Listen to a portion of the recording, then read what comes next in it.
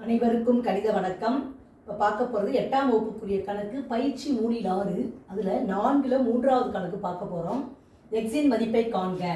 1/3 minus x/3 equal to 7x/12 plus 5/4 அப்படின்னு சொல்லி கொடுத்துருக்காங்க.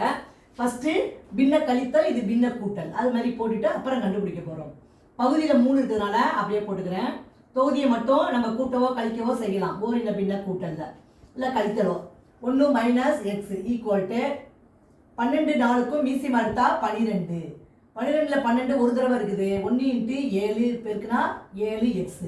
அடுத்து ப்ளஸ் 12ல் 4 3 தடவை இருக்குது. 3 5 பெருக்கினால் 15. இப்போ பாருங்க, அடுத்த ஸ்டெப்பை என்ன செய்யறோம்? Cross multiplication. இதை வந்து 1 மைனஸ் எக்ஸ் × 12 3 × 7x + 15 எழுத போகிறோம். இப்போ பார்த்தீங்கன்னா 12 × 1 மைனஸ் எக்ஸ் ஈக்குவல் டு 3 பெருக்கல் 7x + 15. இதை மாதிரி எழுதிக்கிறோம்.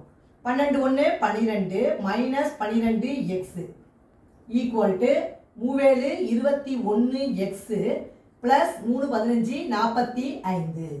இப்போ பார்த்தீங்கன்னா என்ன பண்ண போகிறோம்? இப்போ எக்ஸ் எல்லாம் இந்த பக்கம் கொண்டு வந்துடுறான். 12 மைனஸ் 12x, இந்த 21x இந்த பக்கம் வந்தால் மைனஸ் 21x ஈக்குவல் டு 45 அப்படியே போட்டுக்கிறேன். இப்போ பார்த்தீங்கன்னா மைனஸ் 12 மைனஸ் 21 ரெண்டையும் கூட்டினால் என்ன வந்துடும்? மைனஸ் 33x ஈக்குவல் டு 45 அப்படியே போட்டுக்கிறேன். இந்த 12 அந்த பக்கம் கொண்டு போகும் பொழுது மைனஸ் 12. இப்போ பார்த்தீங்கன்னா மைனஸ் 33x ஈக்குவல் டு இதில் கழிக்கிறோம். 5ல் 2 போனால் 3, 4ல் 1 போனால் 3.